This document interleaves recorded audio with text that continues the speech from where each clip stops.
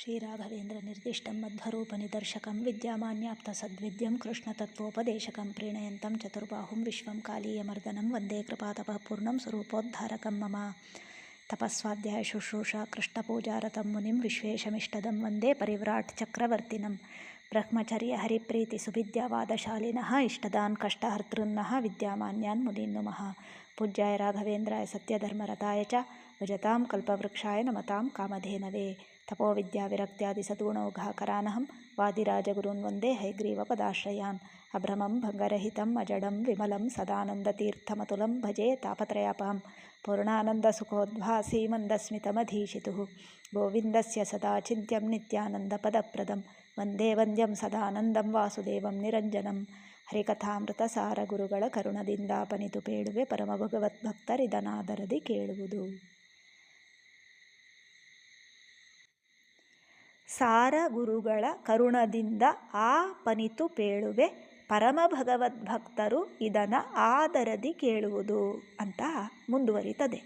ಜಗನ್ನಾಥದಾಸರು ಈ ಗ್ರಂಥ ಬರೀಲಿಕ್ಕೆ ಬೇಕಾದಂತಹ ಜ್ಞಾನ ನನಗೆ ಯಾವುದರಿಂದಾಗಿ ಎಲ್ಲ ಸಿಕ್ಕಿತು ಮತ್ತು ಅದನ್ನು ನಾನು ಎಷ್ಟರ ಮಟ್ಟಿಗೆ ಈ ಗ್ರಂಥದಲ್ಲಿ ಇರಿಸಿದ್ದೇನೆ ಅಂಬುವಂತಹ ಒಂದೆರಡು ವಿಷಯಗಳನ್ನು ತಿಳಿಸಿಕೊಡ್ತಾ ಇದ್ದಾರೆ. ಸಾರ ಗುರುಗಳ ಕರುಣದಿಂದ ಈ ಶಾಸ್ತ್ರದ ಒಂದು ಜ್ಞಾನ ನನಗೆ ಬಂದಿದೆ ಅಂತ ಜಗನ್ನಾಥದಾಸರು ಸ್ಪಷ್ಟವಾಗಿ ಹೇಳ್ತಾ ಇದ್ದಾರೆ. ಇಲ್ಲಿ ಎರಡು ವಿಷಯ ನಮಗೆ ತಿಳಿದು ಬರ್ತದೆ ಗ್ರಂಥಕರ್ತಾರದ್ದು. ಏನಂದರೆ, ಒಂದು ವಿನಯ, ಅಂದರೆ ನಾನೇ ಭಾರಿ ದೊಡ್ಡ ಜ್ಞಾನಿ, ನಾನೇ ಇದನ್ನು ಬರೆದು ಬಿಟ್ಟೆ ಅಂತ ಅವರು ಬೀಗಲಿಲ್ಲ. ನನಗೆ ಇದು ಬಂದದ್ದು ಸಾರ ಗುರುಗಳ ಕರುಣದಿಂದ. ಮತ್ತು ಇನ್ನೊಂದು ವಿಷಯ, ಹಾಗಾಗಿ ಇಲ್ಲಿ ವಿನಯ ಗೊತ್ತಾಯಿತು. ಇನ್ನೊಂದು ಪರಂಪರೆಯ ಬಗ್ಗೆಯೂ ಕೂಡ ದಿಕ್ಸೂಚಿ ಮಾಡ್ತಾ ಇದ್ದಾರೆ ಜಗನ್ನಾಥದಾಸರು. ಹೇಗೆ ಗೊತ್ತಾಗ್ತದೆ ಎಂತಹ ಗುರುಗಳ ಕರುಣದಿಂದ ಅಂತ ಕೇಳಿದರೆ, ಒಂದು ಗುರುಗಳ ಕರುಣದಿಂದ ಅನ್ನುವಂತಹದ್ದು ಗೊತ್ತಾಯಿತು.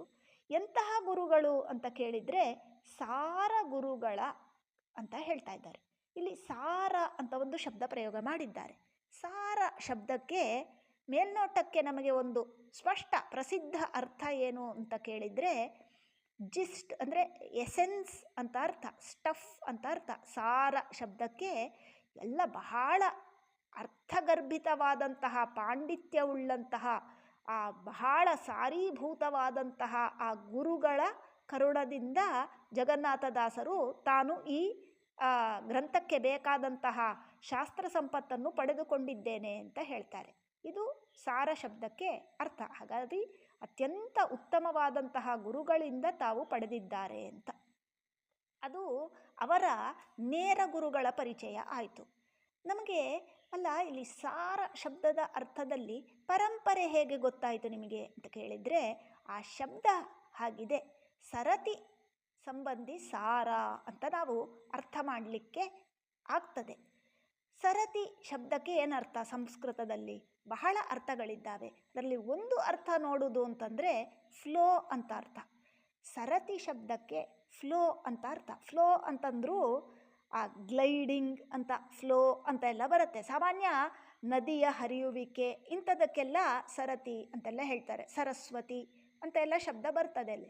ಹಾಗಾಗಿ ಸರತಿ ಅನ್ನುವಂತಹ ಶಬ್ದಕ್ಕೆ ಒಂದು ಪರಂಪರೆ ಅಂತ ಅರ್ಥ ಮಾಡಲಿಕ್ಕೆ ಬರುತ್ತೆ. ಅಂದರೆ ಫ್ಲೋ ಅಂದರೆ ಇದಕ್ಕೆ ಮೂಲ ಹೇಗೆ ಅಂತಂದರೆ, ಆ ವೇದವ್ಯಾಸ ದೇವರು ಅಥವಾ ಹಂಸನಾಮಕ ಪರಮಾತ್ಮ, ಅಲ್ಲಿಂದ ಬ್ರಹ್ಮದೇವರು, ಸನಕಾದಿಗಳು, ವಂಶಸ್ಯಾದೀನ್ ಸನಕಾದೀನ್ ಅಂತ ಹೇಳ್ತಾರೆ ಈ ಪರಂಪರೆಗೆ ಮೂಲ ಹುಡುಕಿದಾಗ. ಮತ್ತು ಅಲ್ಲಿಂದ ಹೀಗೆ ದೂರ್ವಾಸರು, ಹಾಗೆ ಆಚಾರ್ಯ ಮಧ್ವರು, ಹಾಗೆ ಆ ಜಗನ್ನಾಥದಾಸರವರೆಗೂ ಹರಿದುಕೊಂಡು ಬಂದಿದೆ. ಅನೂಚಿನವಾಗಿ ಹರಿದುಕೊಂಡು ಬಂದಂತಹ ಶಾಸ್ತ್ರ ಅಂತ ಅರ್ಥ.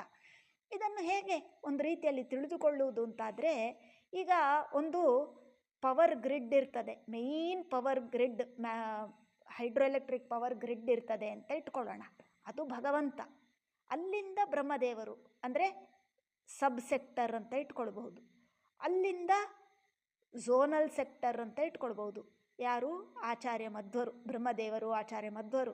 ಅಲ್ಲಿಂದ ಕೆಳಗೆ ಸನಕಾದಿಗಳು ಅಂತ ಹೀಗೆ ಕೆಳಗೆ ಹೀಗೆ ಬರ್ತಾ ಬರ್ತಾ ಬರ್ತಾ, ಅಂದರೆ ನಾನು ಕಾಲತ್ವೇನ ಹೇಳ್ತಾ ಇದ್ದೇನೆ, ತಾರತಮ್ಯತ್ವೇನ ತಗೊಂಡ್ರೆ ಸ್ವಲ್ಪ ವ್ಯತ್ಯಾಸ ಆಗ್ತದೆ. ನಾನು ಕಾಲ ಹೇಳ್ತಾ ಇರೋದು ಅಲ್ಲಿಂದ ಇಲ್ಲಿಗೆ ಬರ್ತಾ ಇರುವಾಗ ಸನಕಾದಿಗಳಿಗೆ ಬಂತು, ಆಮೇಲೆ ದೂರ್ವಾಸರು, ಆಮೇಲೆ ಹಾಗೆ ಬರುವಾಗ ಆ ಆಚಾರ್ಯ ಮಧ್ವರು, ಮಧ್ವರಿಂದ ವಾದಿರಾಜರು, ಟೀಕಾರಾಯರು, ಹೀಗೆ ಕೆಳಗೆ ಬಂತು ಜಗನ್ನಾಥದಾಸರವರೆಗೆ ಅಂತ ಹೇಳ್ತಾರೆ. ಇದರಲ್ಲಿಯೂ ಕೂಡ ನಮಗೆ ತಾರತಮ್ಯ ಈ ಉದಾಹರಣೆಯ ಮೂಲಕ ಗೊತ್ತಾಗ್ತದೆ. ನಮಗೆ ಮೇನ್ ಪವರ್ ಗ್ರಿಡ್ಡಲ್ಲಿ ಭಾರೀ ಪವರ್ ಇರ್ತದೆ, ಅದು ವೇದವ್ಯಾಸ ದೇವರು ಅಂತ. ಅಲ್ಲಿಂದ ಕೆಳಗೆ ಆಚಾರ್ಯ ಮಧ್ವರು, ಬ್ರಹ್ಮದೇವರು ಇವರಿಗೆ ಪರಶುಕ್ಲತ್ರಯರಿಗೆ ಬರುವಾಗ ಒಂದು ಹಂತ ಕಡಿಮೆ ಆಯಿತು. ಅಲ್ಲಿಂದ ಟ್ರಾನ್ಸ್ಫಾರ್ಮರ್ ಅಂದರೆ ಇಲ್ಲ ಝೋನಲ್ ಟ್ರಾನ್ಸ್ಫಾರ್ಮರ್ಸಿಗೆ ಬರುವಾಗ ಎಲೆಕ್ಟ್ರಿಸಿಟಿ ಪವರು ಅಲ್ಲಿ ಇನ್ನೊಂದು ಹಂತ ಕಡಿಮೆ ಆಯಿತು. ಹಾಗೆ ಕೆಳಗೆ ಕೆಳಗೆ ಬರುವಾಗ ಜಗನ್ನಾಥ ದಾಸರಿಗೆ ಬರುವಾಗ ನಮ್ಮ ಮನೆ ಹತ್ತಿರ ಇರುವಂತಹ ಟ್ರಾನ್ಸ್ಫಾರ್ಮರನ್ನು ಹಾಗೆ ಅಲ್ಲಿಗೆ ಡೈಲ್ಯೂಟ್ ಆಗಿಕೊಂಡು ಬರ್ತದೆ. ಅದರಲ್ಲಿ ಜಗನ್ನಾಥದಾಸರು ಪುನಃ ಏನು ಹೇಳ್ತಾ ಇದ್ದಾರೆ ಅಂತಂದರೆ, ಈ ಸಾರ ಗುರುಗಳ ಕರುಣದಿಂದ ತಾನು ಪಡೆದದ್ದು ಅದನ್ನು ನಮಗೆ ಕೊಡ್ತಾ ಇದ್ದಾರೆ. ಎಷ್ಟು ಕೊಡ್ತಾರೆ ಅಂತ ಕೇಳಿದರೆ, ಆ ಪನಿತು ಪೇಳುವೆ ಅಂತ ಹೇಳ್ತಾ ಇದ್ದಾರೆ. ಅಂದರೆ ನನಗೆ ಸಿಕ್ಕಿದ್ದು ಇಷ್ಟು, ಅಂದರೆ ಅನಂತಾವೈ ವೇದಾಹ ಅಂತ ಹೇಳ್ತಾರೆ. ವೇದ ಅನಂತ. ಅದು ಹೇಗೆ ಅಂದರೆ, ಈಗ ದೇವರ ಪಾದಕ್ಕೆ ಅದು ಬ್ರಹ್ಮಾಂಡದ ಕರ್ಪರ ತಾಕಿ ಅದು ಒಡೆದು ಗಂಗೆ ಹರಿದು ಬರ್ತಾಳೆ. ಗಂಗೆ ಅಲ್ಲಿಂದ ಹರಿದು ಬರುವಾಗ ಭಾರೀ ರಭಸ. ಅಲ್ಲಿಂದ ಬ್ರಹ್ಮದೇವರು ಹಿಡಿದು ಅದೊಂದು ಸ್ವಲ್ಪ ಅದನ್ನು ಹಿಡಿದು ಇಟ್ಕೊಳ್ತಾರೆ. ಇದು ಅಷ್ಟು ಬಿಟ್ಟರೆ ಏನು ಆಗತಿ, ಅಲ್ಲಿ ಜನರಿಗೆ ತಗೊಳ್ಳುವಷ್ಟು ಕೆಪಾಸಿಟಿ ಇರುವುದಿಲ್ಲ ಅಂತ.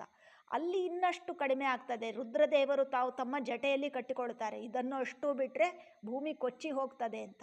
ಇನ್ನು ಕೆಳಗೆ ಬರುವಾಗ ಭಗೀರಥ, ಅವನಿಗೆ ಅವನ ಯೋಗ್ಯತೆ ಅಷ್ಟು ಸಿಕ್ಕಿತು.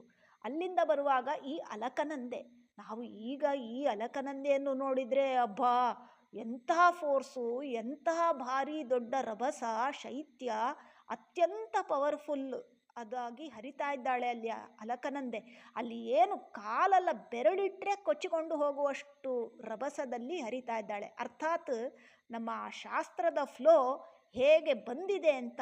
ಹಾಗಾಗಿ ಒಂದು ರೀತಿಯಲ್ಲಿ ಅಲಕನಂದೆಯಷ್ಟು ಫ್ಲೋ ಅಲ್ಲಿ ಜಗನ್ನಾಥದಾಸರಿಗೆ ಸಿಕ್ಕಿರಬಹುದು. ಆದರೆ ಅಲ್ಲಿಂದ ಕೆಳಗೆ ಬರುವಾಗ ಹರಿದ್ವಾರ, ಕಾಶಿ ಇಲ್ಲೆಲ್ಲ ಹರಿಯುವಾಗ ಸ್ವಲ್ಪ ಹಾಗೆ ಸಾಫ್ಟ್ ಆಗಿಕೊಂಡು ಹರಿತಾಳೆ. ಅಂದರೆ ಅಟ್ಲೀಸ್ಟ್ ನಾವು ಇಳಿದು ಸ್ನಾನ ಮಾಡಬಹುದು ಅಷ್ಟರ ಮಟ್ಟಿಗೆ ಹರಿತಾಳೆ. ಅಲಕನಂದೆಯಲ್ಲಿ ತುಂಬ ಜನ ಇಳಿಯುವುದೇ ಇಲ್ಲ. ಇಲ್ಲಿ ಅಟ್ಲೀಸ್ಟ್ ಮಾಡ್ಬೋದು. ಆ ಹಂತದಲ್ಲಿ ನಾನು ನಿಮಗೆ ಆ ಪನಿತು, ಪನಿ ಶಬ್ದಕ್ಕೂ ಕೂಡ ಅದು ಹನಿ ಅಂತ ಅರ್ಥ, ಅಂದರೆ ಸ್ವಲ್ಪವೇ ಅಂತ ಅರ್ಥ, ಅತ್ಯಂತ ಚೂರೇ ಚೂರು ಅಂತ ಅರ್ಥ. ಎಲ್ಲಿ ಅಂದರೆ ಆಚಾರ್ಯ ಮಧ್ವರ ಆಡುಭಾಷೆ ತುಳು ಭಾಷೆಯಲ್ಲಿ ಪನಿ ಶಬ್ದಕ್ಕೆ ಅತ್ಯಂತ ಸ್ವಲ್ಪ ಅಂತ ಅರ್ಥ. ಅಷ್ಟನ್ನು ನಾನು ಪೇಳುವೆ ಅಂತ ಶಬ್ದ ಪ್ರಯೋಗ ಮಾಡಿದ್ದಾರೆ. ಹಾಗಾಗಿ ಇಲ್ಲಿ ಬಹಳ ನಮಗೆ ತೋರುವಂತಹ ಎರಡು ವಿಷಯಗಳು ಏನು ಅಂತಂದರೆ, ಒಂದು ವಿನಯ, ಸಾರ ಗುರುಗಳ ಕರುಣದಿಂದ. ಈಗ ಸಾರ ಗುರುಗಳೇನೋ ಪ್ರಚಂಡ ಪಂಡಿತರಿರ್ಬೋದು, ಅವರಲ್ಲಿ ಕಾರುಣ್ಯ ಪ್ರೀತಿ ಇಲ್ಲದೇ ಇದ್ದರೆ ಆ ಶಿಷ್ಯರಿಗೆ ಕೊಡಲಿಕ್ಕೆ ಅವರಿಗೆ ಮನಸ್ಸು ಬರುವುದಿಲ್ಲ. ಎಷ್ಟೋ ಜನ ಇದ್ದಾರೆ. ಪ್ರಹ್ಲಾದರಾಜರು ಹೇಳ್ತಾರೆ, ಪ್ರಾಯೇಣ ದೇವಮುನಯ ಸ್ವವಿಮುಕ್ತಿ ಕಾಮಹ ಅಂತ ಹೇಳ್ತಾರೆ.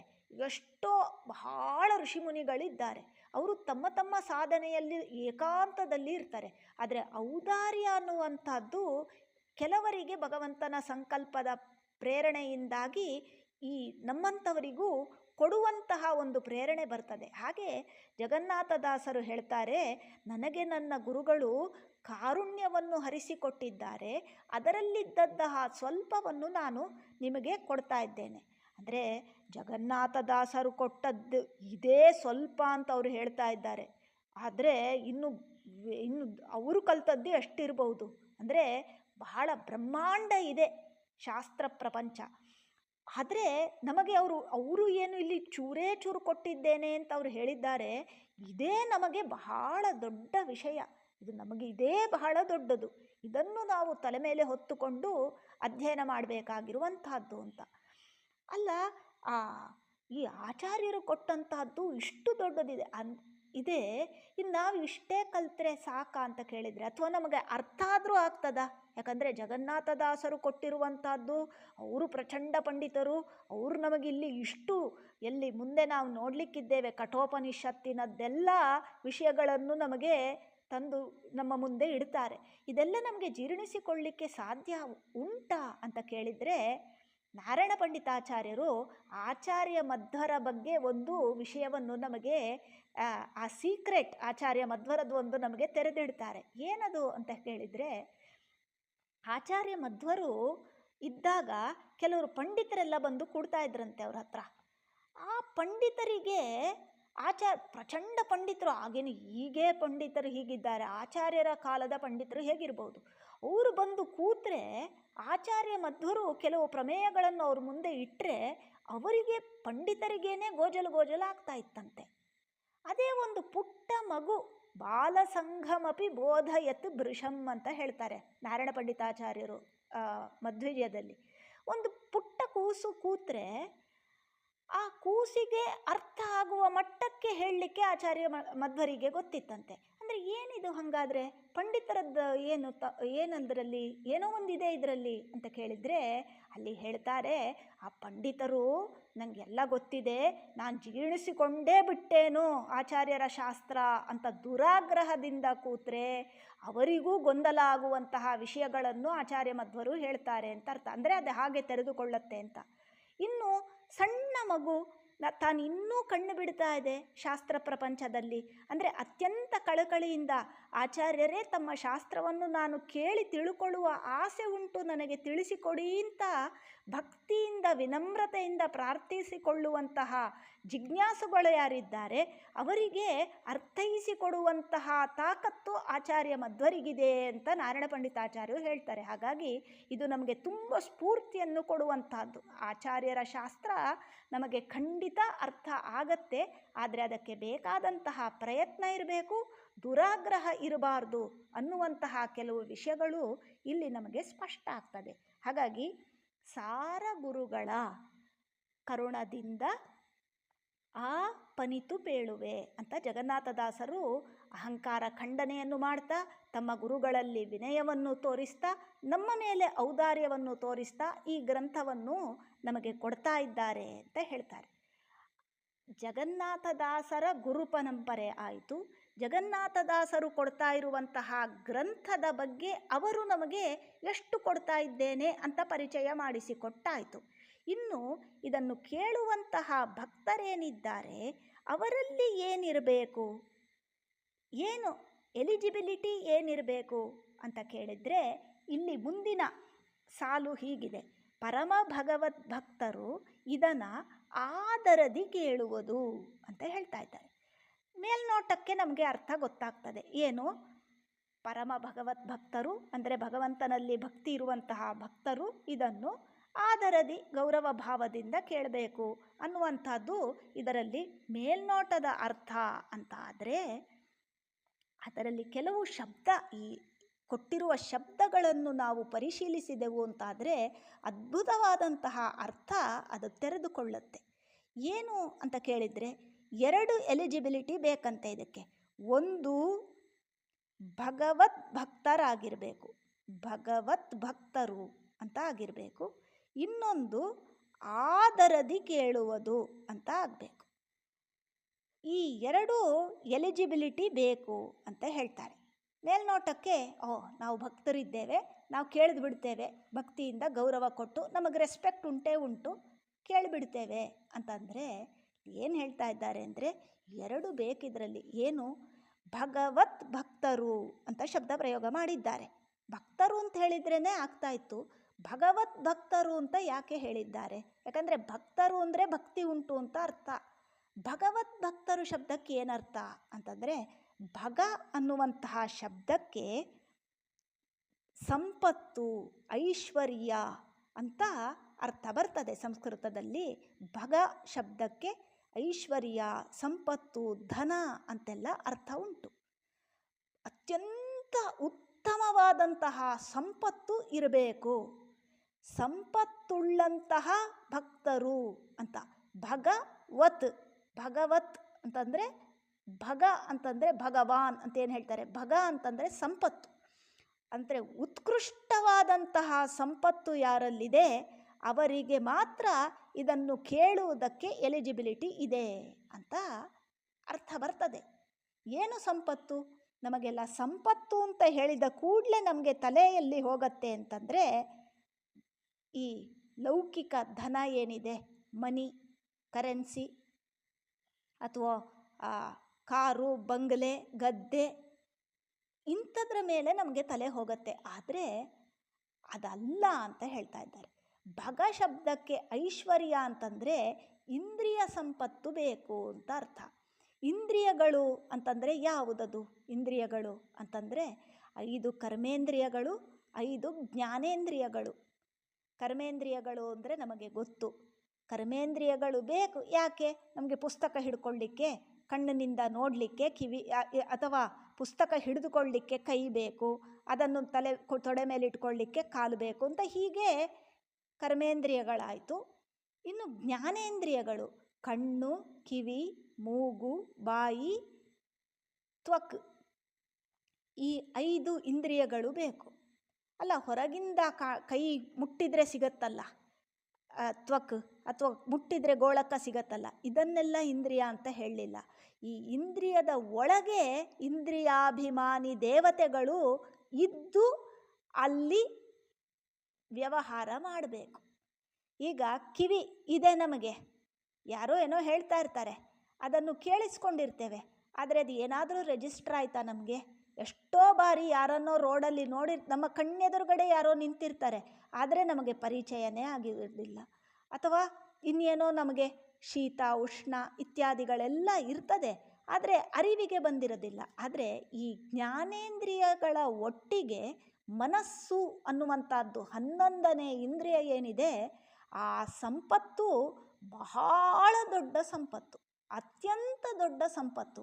ಈ ಸಂಪತ್ತು ಅನ್ನುವಂಥದ್ದು, ಆ ಮನಸ್ಸು ಅನ್ನುವಂತಹ ಒಂದು ಸಂಪತ್ತೇನಿದೆ, ಅದು ಒಂದು ಇಲ್ಲದೇ ಇದ್ದರೆ ಇದನ್ನು ಏನು ನಮ್ಮ ಮುಂದೆ ಚಂಡೆ ಬಡಿಲಿ, ಡಂಗುರ ಬಾರಿಸಲಿ, ಏನು ಮಾಡಿದರೂ ಕೂಡ ಆ ಮನಸ್ಸು ಒಳಗೆ ಏನು ಸ್ಪಂದನೆ ಇಲ್ಲ.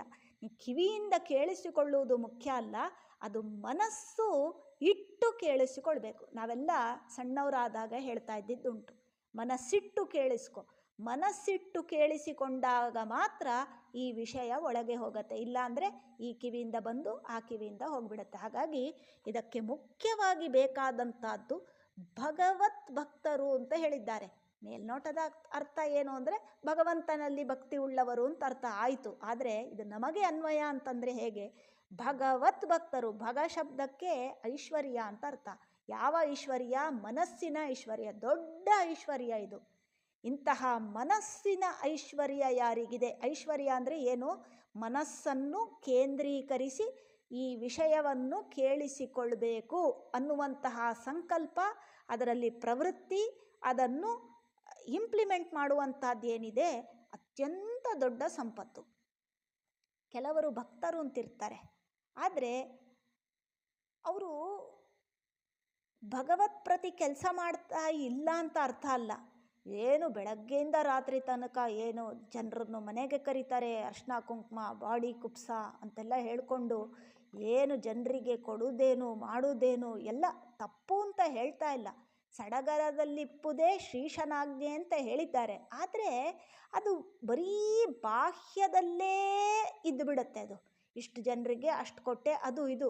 ಆದರೆ ಒಳಗೆ ಗುಹಾಶಯೈವ, ಒಳಗಡೆ ಭಗವಂತ ಇದ್ದಾನೆ ಅಂತ ಎಣಿಸಿಕೊಂಡು ಮಾಡಿದರೆ ಈ ಎಲ್ಲ ಕೆಲಸಗಳು ಪುಣ್ಯಕರ ಆಗ್ತದೆ.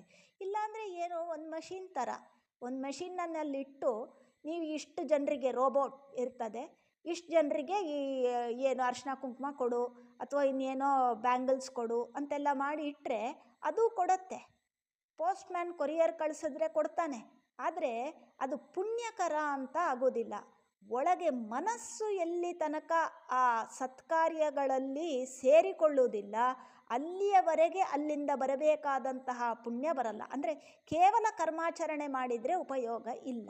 ಹಾಗಾಗಿ ಭಕ್ತರಾದರೂ ಕೂಡ ಭಗವತ್ ಭಕ್ತರಾಗಬೇಕು. ಭಗವತ್ ಅಂತಂದರೆ ಐಶ್ವರ್ಯವುಳ್ಳಂತಹ ಭಕ್ತರಾಗಬೇಕು. ಅರ್ಥಾತ್ ಮನಸ್ ಅನ್ನುವಂತಹ ಇಂದ್ರಿಯವನ್ನು ಕಿವಿ ಅನ್ನುವಂತಹ ಒಂದು ಸಂಪತ್ತು ಇಂದ್ರಿಯದ ಜೊತೆ ಸೇರಿಸಿಕೊಂಡು ಕೇಳಿದಾಗ ಆಗ ಅದಕ್ಕೆ ಎಲಿಜಿಬಿಲಿಟಿ ಬರ್ತದೆ ಇದನ್ನು ಕೇಳಿಸಿಕೊಳ್ಳುವುದಕ್ಕೆ ಅಂತ. ಯಾಕಂದರೆ ಇಲ್ಲಾಂದರೆ ಏನು ಅಲ್ಲಿ ಈ FM ರೇಡಿಯೋ ಥರ ಅದರಲ್ಲೂ ತುಂಬ ಎಲ್ಲ ಮಾತಾಡ್ತಾ ಇರ್ತಾರೆ, ಅದಲ್ಲೇ ಹಾರಿ ಹೋಗುತ್ತೆ ಅಷ್ಟೇ, ಅದನ್ನು ಏನು ನೆನಪಿರುವುದಿಲ್ಲ ಮತ್ತೆ ನಮಗೆ ಅದರ ಬಗ್ಗೆ, ಅದರಿಂದ ಉಪಯೋಗವೂ ಇಲ್ಲ.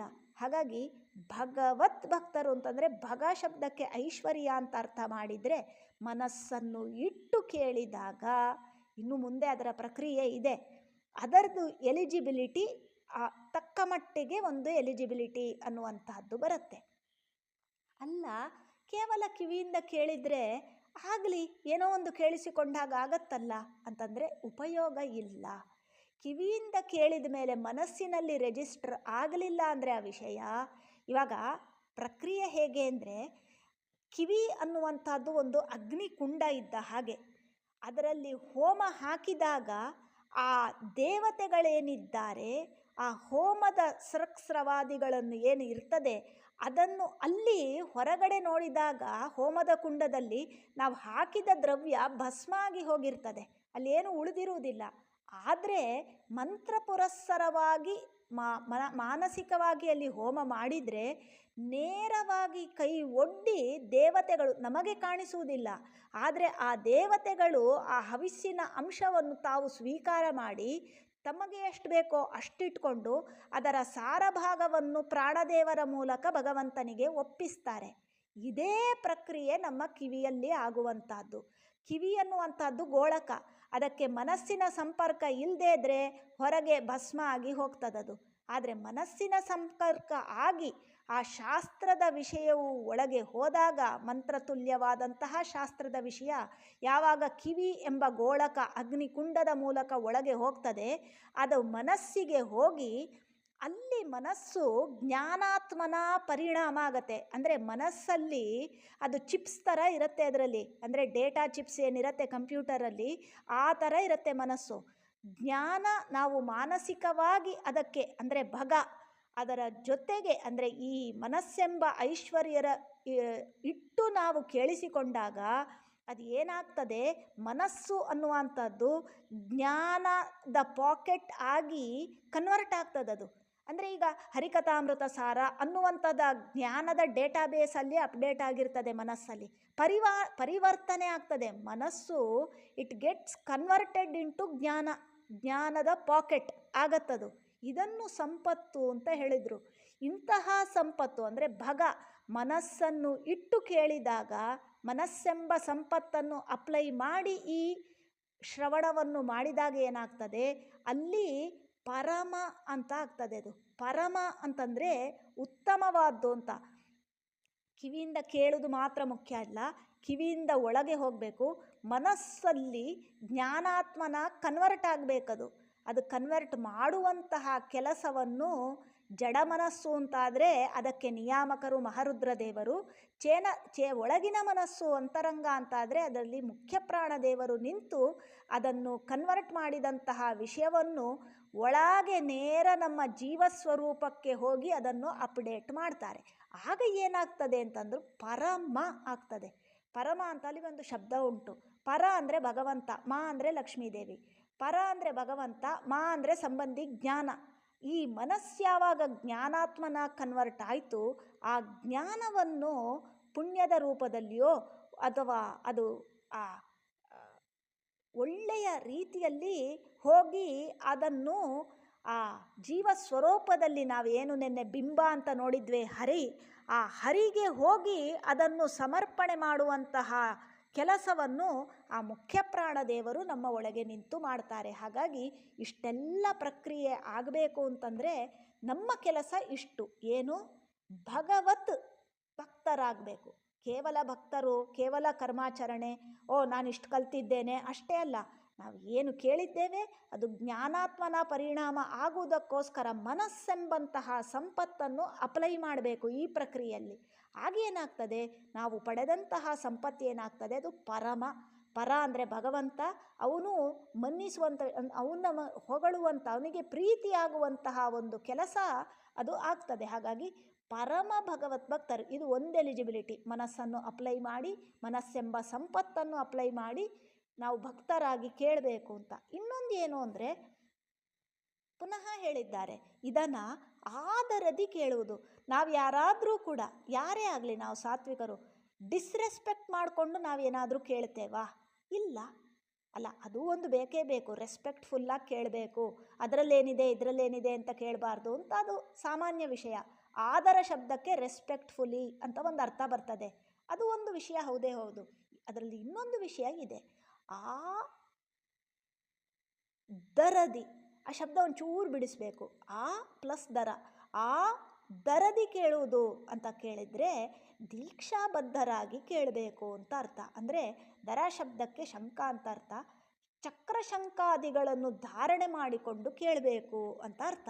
ಅಂದರೆ ನಾವು ಗೋಪೀಚಂದನವನ್ನು ಧಾರಣೆ ಮಾಡಬೇಕು. ನಮಗೆ ಮಾತ್ರ ಕೊಟ್ಟಿರುವಂತಹದ್ದು ಇದು ಆಚಾರ್ಯರು. ಅಂದರೆ ನಾವು ಎಷ್ಟೋ ಜನ ಹೇಳ್ತಾರೆ, ನಿಮ್ಮ ಪಾಪ್ಯುಲೇಷನ್ನೇ ಇಷ್ಟು ಕಡಿಮೆ ಇದೆ.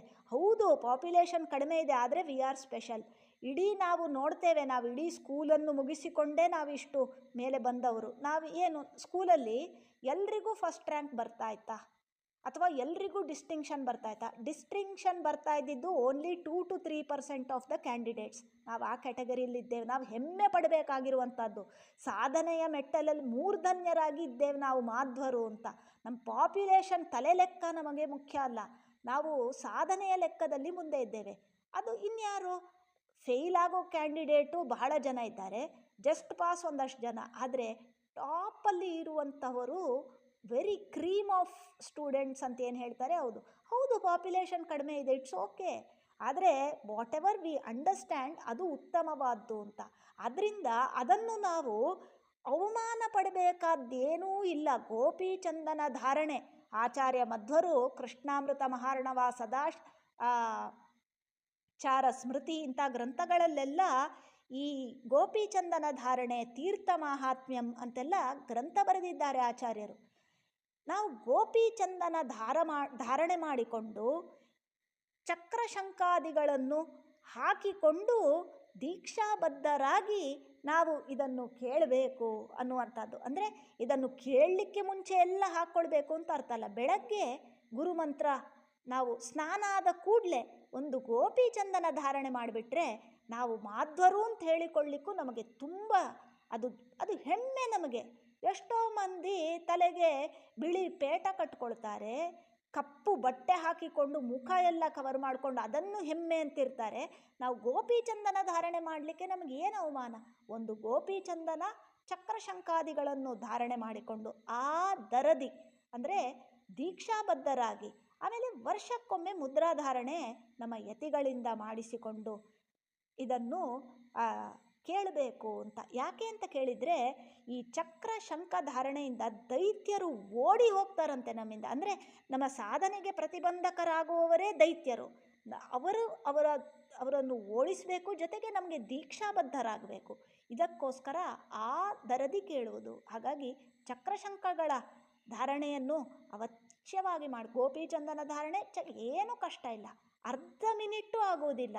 ಅದನ್ನು ಧಾರಣೆ ಮಾಡಿಕೊಂಡು ಕೇಳಲಿಕ್ಕೆ ಒಂದು ಪ್ರಯತ್ನ ಮಾಡೋಣ ಅಂತ ಹೇಳ್ತಾ, ಮುಂದಿನ ಶ್ಲೋಕದ ಚಿಂತನೆಯನ್ನು ಮುಂದಿನ ದಿನಗಳಲ್ಲಿ ಮಾಡೋಣ ಅಂತ ಹೇಳ್ತಾ, ಯಸ್ಸರ್ವಗುಣ ಸಂಪೂರ್ಣ ಸರ್ವದೋಷ ವಿವರ್ಜಿತ ಪ್ರಿಯತಾಂ ಪ್ರಿಯತೆ ಏವಾಲಂ ವಿಷ್ಣುರ್ಮೇ ಪರಮಸ್ಸುಹೃತ್ ಶ್ರೀಮಧ್ವೇಷಾರ್ಪಣಮಸ್ತು. ಈ ಶ್ಲೋಕದ ಚಿಂತನೆಯನ್ನು ಪೂಜ್ಯ ಗುರುಗಳಂತರ್ಯಾಮಿ ರಾಯರಂತರ್ಯಾಮಿ ಭಾರತೀ ರಮಣ ಮುಖ್ಯ ಪ್ರಾಣಾಂತರ್ಗತ ಲಕ್ಷ್ಮೀಪತಿ ಶ್ರೀ ಗೋಪಾಲಕೃಷ್ಣ ಭಿನ್ನ ಲಕ್ಷ್ಮೀಪತಿ ಶ್ರೀ ವೇದವ್ಯಾಸ ಪ್ರಿಯತಾಂ ಸರ್ವಂ ಶ್ರೀಮಧ್ವೇಷಾರ್ಪಿತಮಸ್ತು.